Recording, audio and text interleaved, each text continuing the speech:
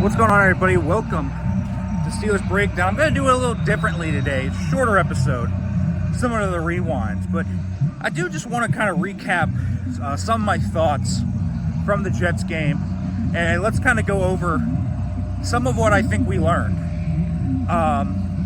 Most importantly, something I think we learned was about this defensive line and kind of how the utilization, I think, is still coming along. I don't think we really know yet just how this defensive line should be utilized. You think about Benton. Is he really a nose?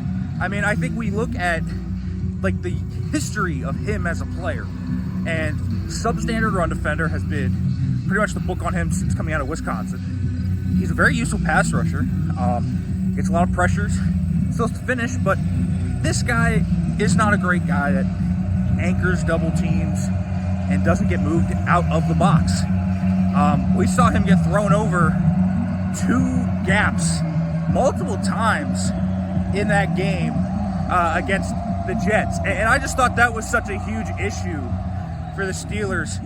If you don't have the middle that can defend the run, that's really tough. And then the linebackers, PQ and Peyton Wilson, both really struggled to read and react.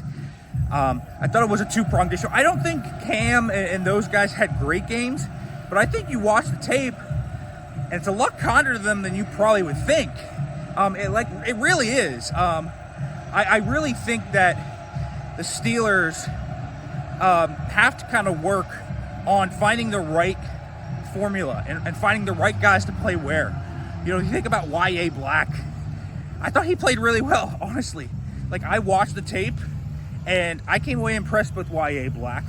I think he should play more. I'd play him at nose. The other thing I think that's really interesting, the offensive formula was very unique in many ways. I can't say I expected the formula they used. When you look at the formula the Steelers used to move the football, 8 screens, the most of any team. Aaron Rodgers just had a 4.5 ADOT. So less than 5 yards. His total attempted air yards was under 100. It was 99 exactly. So they did not try to push the ball down the field that much. They did it a few times. Calvin Austin was the beneficiary of most of those, but they didn't do it very often. And so this was a unique game plan, kind of prescribed up to dot up the Jets. And it's not going to work every week, obviously. This game, for example, against the Seahawks, not as much of a blitz team. They do sim pressures rather than blitzing. So, yeah. And so they do that more so than they kind of, they won't throw into blitzes, right? When you look at what Aaron Glenn does, there's a lot of man blitzes. And so that's kind of how they hit it. And then when you look at the offense overall, really good performance from Calvin Austin. The O-line is obviously the big issue to think about here. And when I kind of think about this, I think about Broderick Jones and his footwork, which was so much improved in the preseason. And it's like, man, where'd that go? You'd like to see that come back. And that's definitely something I think the Steelers want to see him improve upon. Broderick told me that yesterday. That's something he wants to improve upon.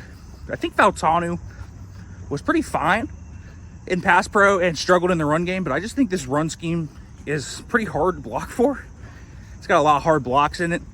And so we will see kind of how this evolves. But just wanted to do a little Jets recap there. Kind of give you guys some of my thoughts from the tape. We'll talk a little more about that. We'll also preview the Seahawks coming up. All right, folks, make sure to like, comment, subscribe, turn on the notification bell for more.